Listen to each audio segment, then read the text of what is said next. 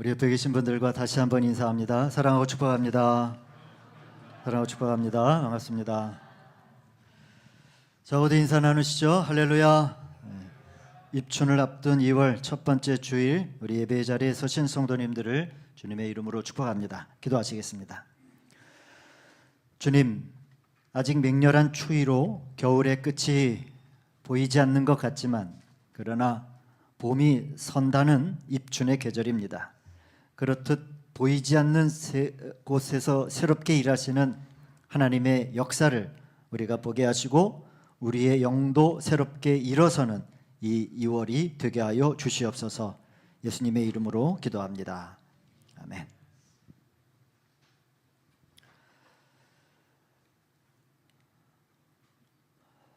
좀 교회가 좀 추우시죠? 저도 좀 많이 추워서 저희가 이제 미처 예상하지 못한 일인데, 저희가 이제 천정이 공사를 하면서 이렇게 여유분을 둔 거가 여름에는 괜찮았는데, 제가 이렇게 곰곰이 생각해 보니까 저 교육관 쪽에 이 대환풍기가 이렇게 나가는 자리에 몇몇 이렇게 이제 바깥쪽으로 나는 내벽 쪽에 구멍이 있습니다. 이제 그 깨트린 구멍이 있는데, 그래서 찬바람이 계속 이쪽으로 이렇게, 여기서는 강하게 온기를 틀어도 이 순환을 하면은 이제 이게 바람의 순환에 따라 냉기가 계속 이쪽으로 빨려 들어오는 것 같아요. 그래서 조금 추우셔도 2월 제가 좀 계획으로는 설날 명절이 좀 지나면 우리 교회 유아실과 또 우리 전사님 사무실 그리고 교회 카페를 좀 약간 좀 수리를 좀 하려 할 요량 생각 중 계획 중에 있습니다. 그럴 때 여기 좀 천정부금을 다시 마감을 해서 좀 잘 시설을 좀 단도리를 하도록 하겠습니다. 맹자에 나오는 일화라고 하는데, 농지세와 과거 중국 고대의 시장세와 관세를 과도하게 부과한다라고 하는 지적이 있자, 그 조세를 담당하던 대영지라고 하는 관리가 이렇게 얘기를 했다고 합니다. 농지세는 그냥 거두고 관세와 시장세는 올해는 폐지가 불가능하니 금년에는 경감해주고 내년에나 폐지하겠습니다 라고 이렇게 이 관리가 이야기를 하자, 이를 듣고 맹자가 말합니다. 지금 매일 이웃의 닭을 훔치는 자가 있다. 누군가 그에게 그런 일들은 군자의 도리가 아니다 라고 했다. 그러자 그 닭을 훔치는 자는 그러면 내가 조금 줄여 한 달에 한 마리씩만 훔치다가 내년이 되면 그만두겠다라고 얘기했다. 그러면 그것이 옳은 일이냐? 그것이 옳지 않음을 알았다라고 하면 얼른 그만두어야지. 어찌 내년까지 기다린단 말인가? 라고 하는 이런 일화가 있습니다. 즉 우리가 군자가 되려면, 어진 사람이 되려면 무엇인가를 고치기를 꺼려해서는 안 된다라고 하는, 뒤로 미뤄서는 안 된다라고 하는 그러한 의미가 담긴 이야기이고, 당시 공무원들이나 관리들을 향한 가르침의 말일 것인데, 여러분 우리도 마찬가지 아닙니까? 우리가 성숙한 사람이 된다는 것은 이미 성숙해 있기 때문에 성숙한 사람이 아닌 거예요.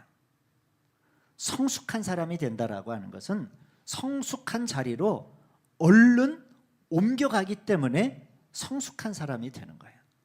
어디 완전한 사람이 있고 어디 날 때부터 성숙한 사람이 있겠어요? 다 미숙하고 다 부족하죠. 그러나 무엇인가 수정할 것, 고칠 것, 바로잡을 것, 다시 본 궤도에 올라서야 할 것을 깨닫거나 발견하게 된다면 그것을 발견하는 것도 은혜입니다. 그러나 발견하고 깨닫게 된 자리로 얼른 옮겨가는 것, 이동하는 것, 그리고 미루지 않고 즉시 실행하는 것은, 그것은 은혜를 더하는 일이 될 수 있는 것이 틀림이 없을 것입니다. 구약 성경 안에는 이렇게 은혜를 더할 기회, 즉 뭔가를 깨닫게 하시고 뭔가를 보게 하셨는데 그 자리로 즉시 옮겨가지 않는, 말하자면 은혜에 은혜를 더할 기회를 발로 걷어찬 그러한 일들이 많이 기록이 되어 있는데, 예를 들면 이런 겁니다.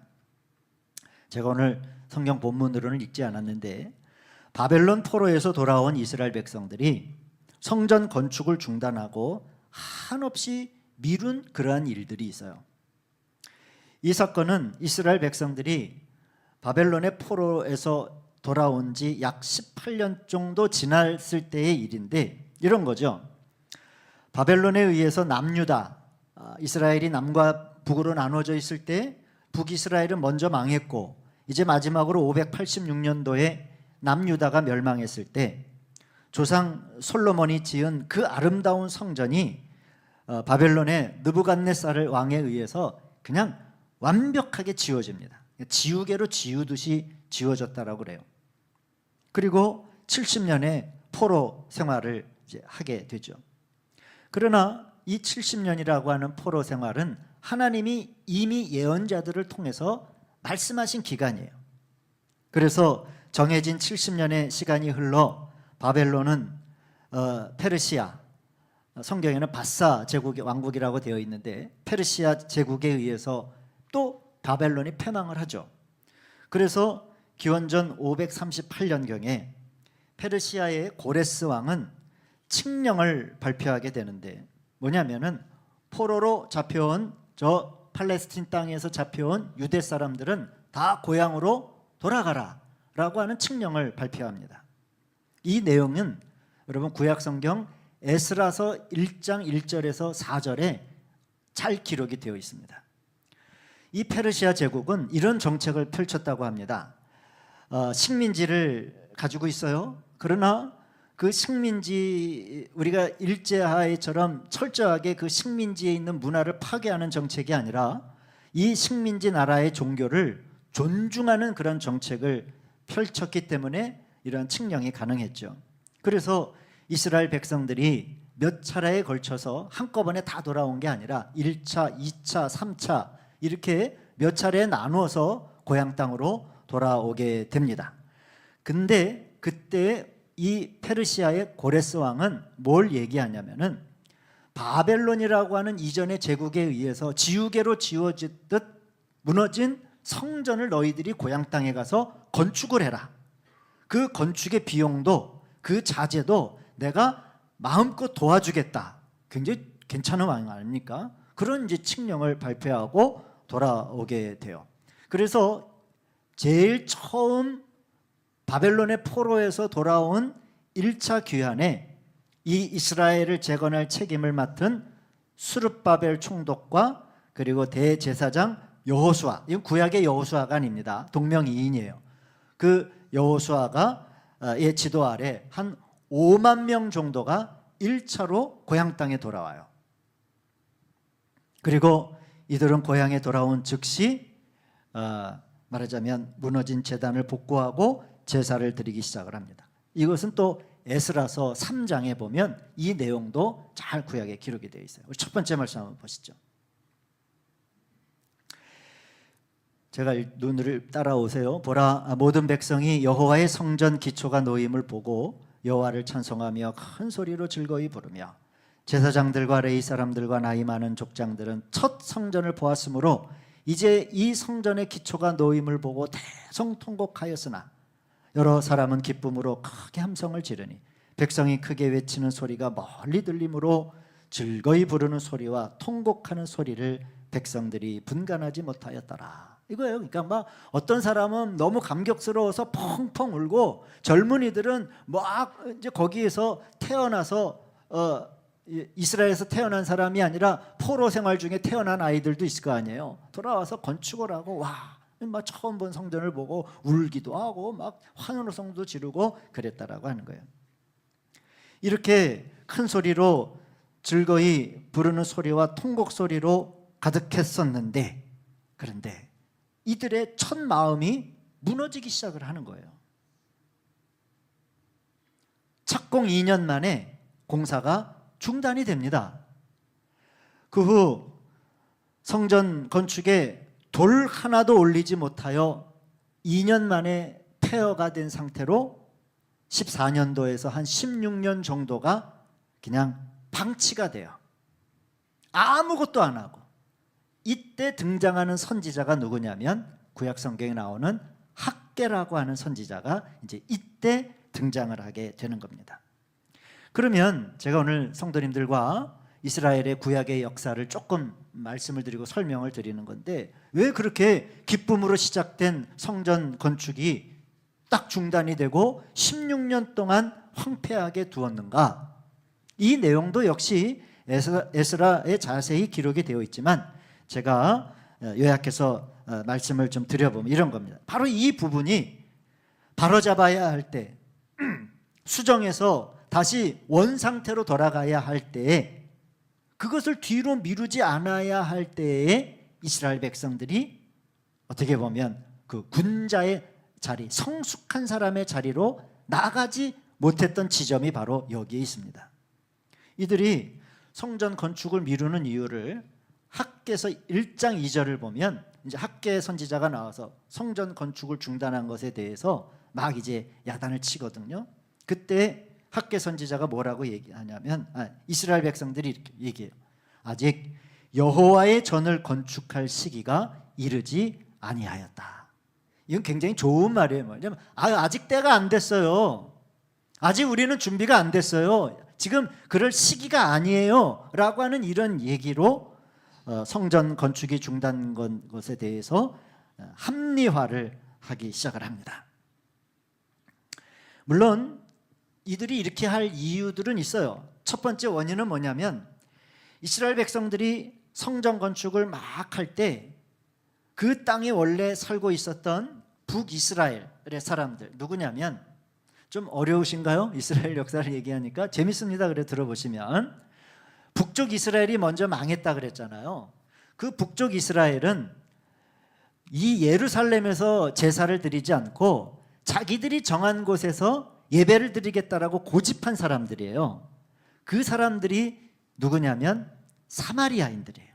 그래서 이스라엘 사람들과 원래 예수님 시대에 유다 백성과 사마리아 사람들이 서로 뭐처럼 지냈다고요? 원수처럼 지낸 거예요. 이스라엘 사람, 이 유대 사람들은 사마리아인들을 보고 개돼지도 많지 못하게 여겼어요. 그렇게 역사가 수백 년 동안 긴 역사가 있기 때문입니다.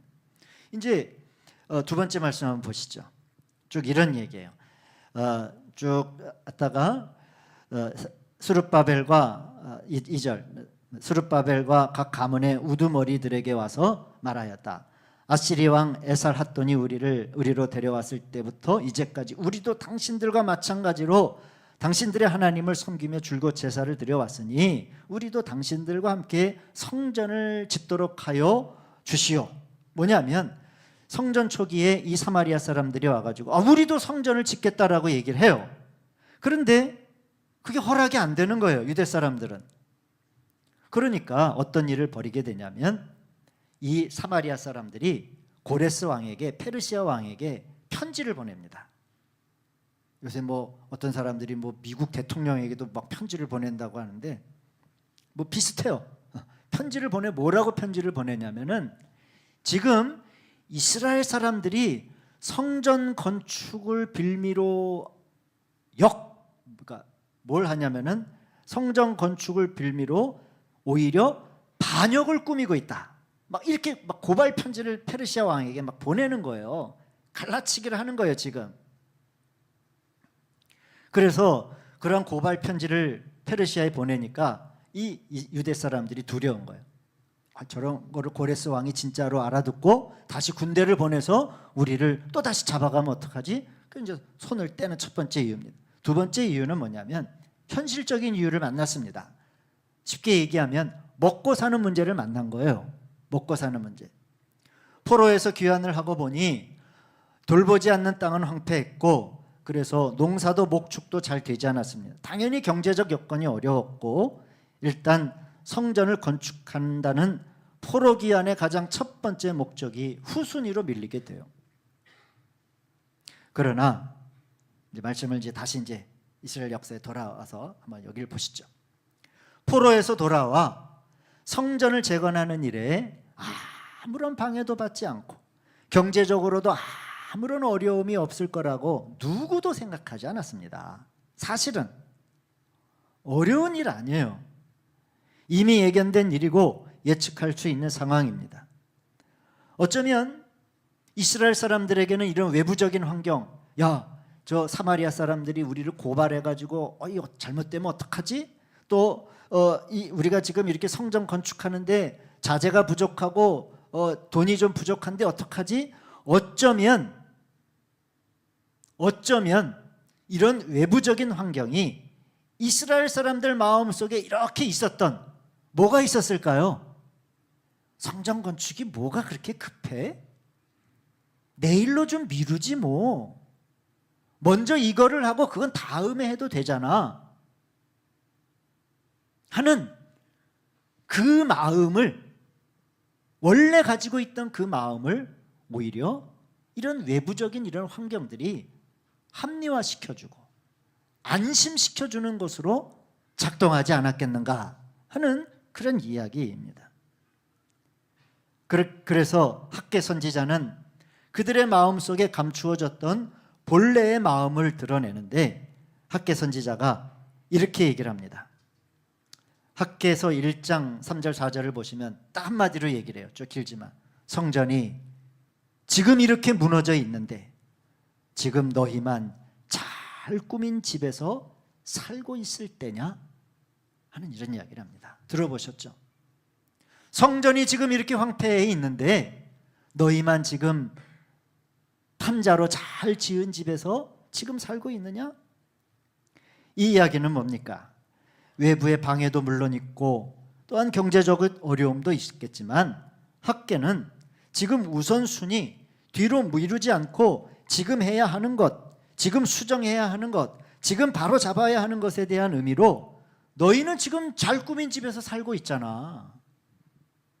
너희는 지금 너희의 것만 지금 돌보고 있잖아 라고 하는 이러한 질문, 바늘과도 같은 그러한 질문을 하고 있는 거죠. 한번 보시죠.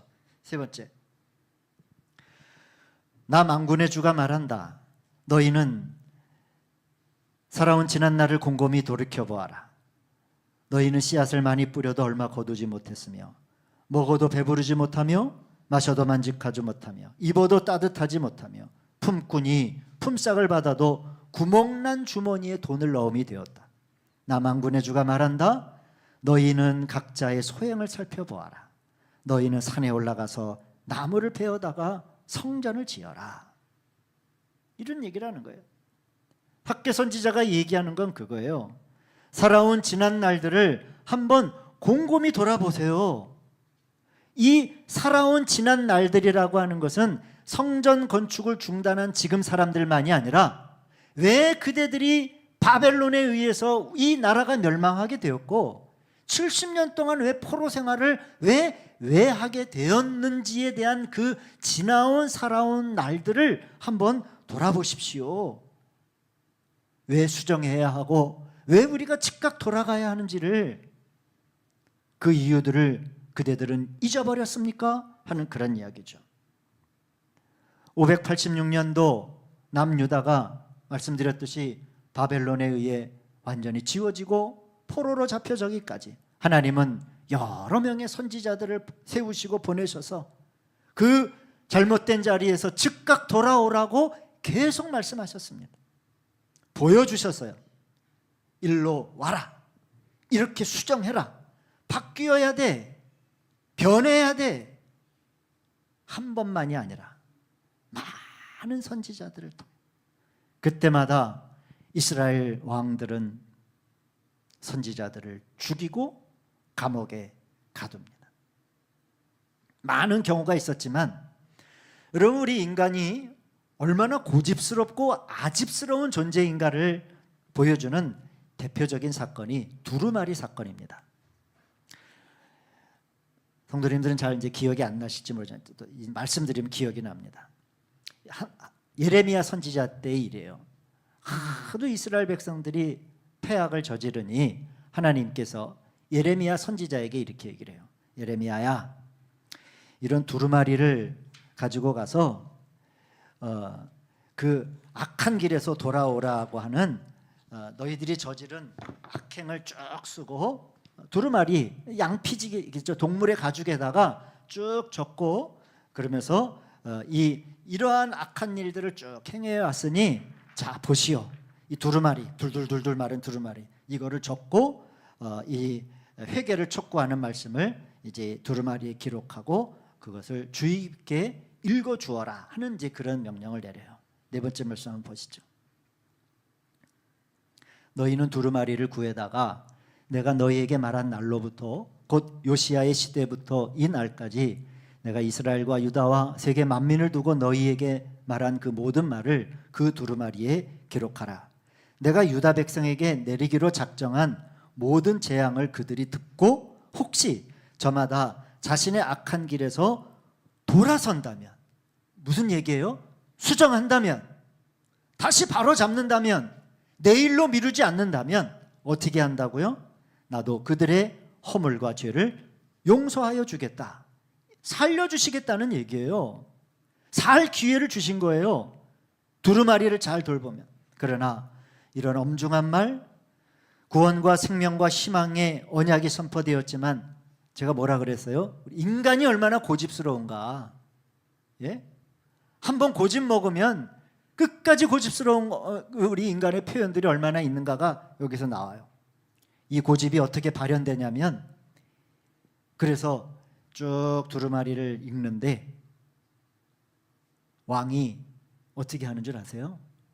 읽는 부분을 그걸 읽고 돌아서야 되는데 그 왕의 관리들이 와서 그 두루마리를 읽으면 왕이 칼로 그 읽은 부분을 잘라요. 그 불에 태워버려요. 다섯 번째 말씀 한번 보시죠. 재밌는 이야기입니다. 여호디야가 서기관 엘리사바의 방에서 그 두루마리를 가져다가 왕과 왕의 곁에 있는 모든 고관들 앞에서 낭독하여 들려주었다. 그때는 9째 달이어서 왕이 겨울 별관에 머물렀으며 왕 앞에는 불피운 난로가 놓여 있었다. 그런데 여호디야가 그 두루마리에서 서너 칸을 읽어 내려갈 때마다 왕은 읽은 부분을 서기관의 칼로 잘라내어서 난로에 던져 넣었다. 이렇게 왕은 온 두루마리를 다 난로불에 태웠다. 이게 사람이에요. 산다라고 했는데 사면 문서를 주었는데 그 사면 문서를 난로에 던져버리는 게 우리 인간입니다. 그런데 왕과 그의 신하들 모두가 이 말씀을 다 듣고 나서도 두려워하거나 슬퍼하면서 자기들의 옷을 찢지 않았다. 엘라단과 들라야와 그마리아가 왕에게 그 두루마리를 태우지 말도록 간청까지 했었으나 왕은 그들의 말을 듣지 않았다. 왕은 오히려 왕자 여라무엘을 비롯하여 아리스엘의 아들 스아랴와 압디엘의 아들 셀레마에게 명령하여 서기관 바룩과 예언자 예레미야를 체포하라고 하였다. 그러나 주님께서 그들을 숨기셨다. 대단하죠? 인간이 고집스럽고 아집이 단단해지면 낭떠러지에서 썩은 덩굴을 붙들고 있는 형국에도요, 그 옆에 단단한 동아줄을 내려주어도 나는 절대로 잡지 않을 거야, 지금 내가 잡고 있는 줄이 더 좋아, 더 오라 하는 것이 어떻게 보면 우리 육신이 가지고 있는 고집이고 아집이고, 이게 육체의 단단함입니다. 그리고 이외로 비슷한 일들이 오늘날 우리에게도 얼마나 비일비재한지 모릅니다. 생명이 있어도 생명을 선택하지 않고 구태여 어둠과 사망의 문을 구태여 열고 비집고 들어가고자 하는 게 우리들의 육신의 지향이 아닌가 하는 그런 이야기입니다.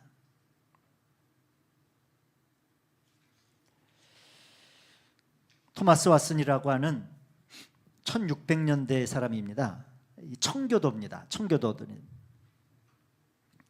이제 미국으로 이들이 건너와서 살았던 이 청교도들은 이 목사이자 저술가인데, 이분은 아주 엄청 1620년대 태어난 사람이니까 오래전 회개의 교리라고 하는 책에서 왜 우리 그리스도인들이 하나님께서 보여주시고 깨닫게 하신 것에서 왜 즉각 돌아와야 하는가? 회개를 미루지 않고, 그러니까 회개를 미룬다라고 하는 표현을 쓰는데, 회개를 미루지 않고 하나님이 보여주신 또 말씀하신 계시하신 자리로 즉각 돌아가야 하는지에 대해서 여러 편의 설교를 가지고 간곡하게 부탁한 설교문이 있습니다. 그는 회개를 미루는 태도를 사탄의 가장 효과적인 함정 중에 하나로 보았어요.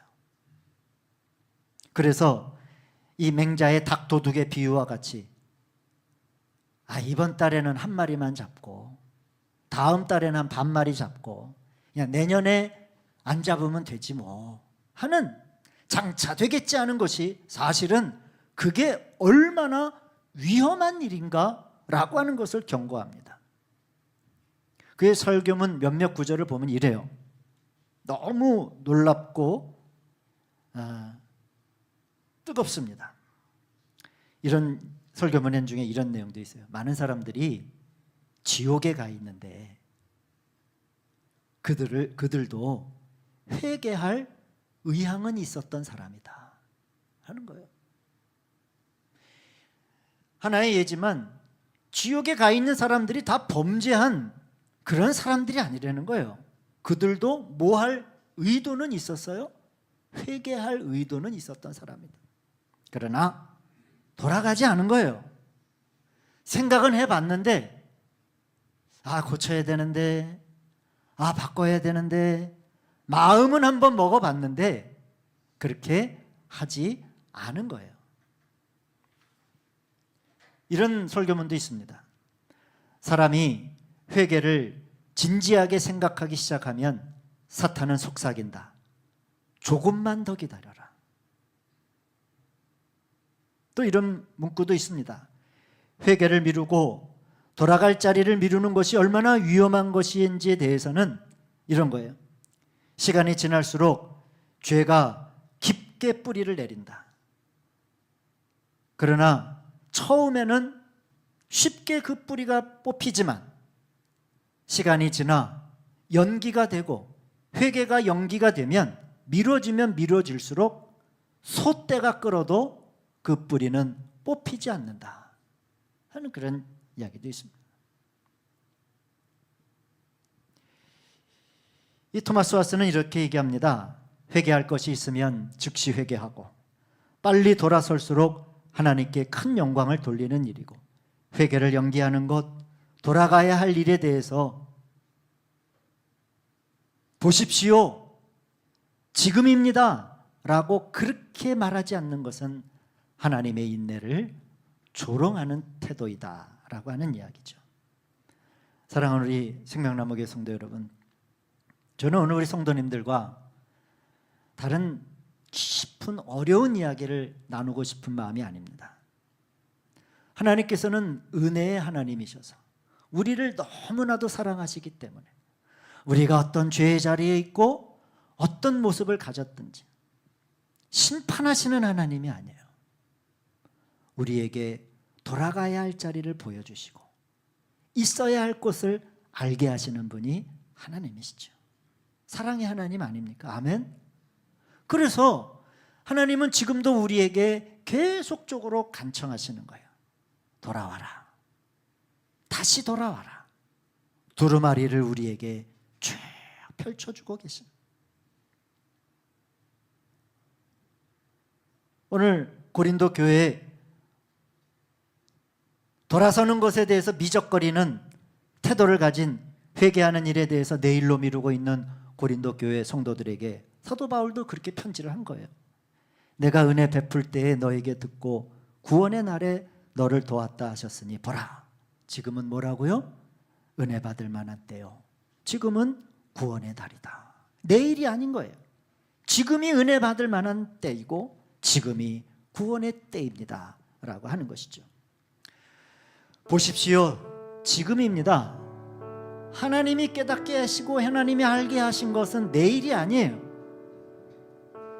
회개를 연기하는 게 아니에요. 오늘 나를 지금껏 살게 하신 것이 하나님의 은혜인 줄로 안다면 지금이 은혜 받을 만한 때이고 지금이 돌아서야 할 때이고 라고 하는 것을 우리가 고백하는 거예요. 즉시로 돌아가고 수정하고 성전을 건축하는 자리로, 있어야 할 곳에 나아가는 곳으로 하나님의 영광을 세우시고 그 영광의 거룩한 자리를 잘 지켜내시는 우리 믿음의 참 좋은 성도님들 되시기를 주님의 이름으로 축원을 드립니다.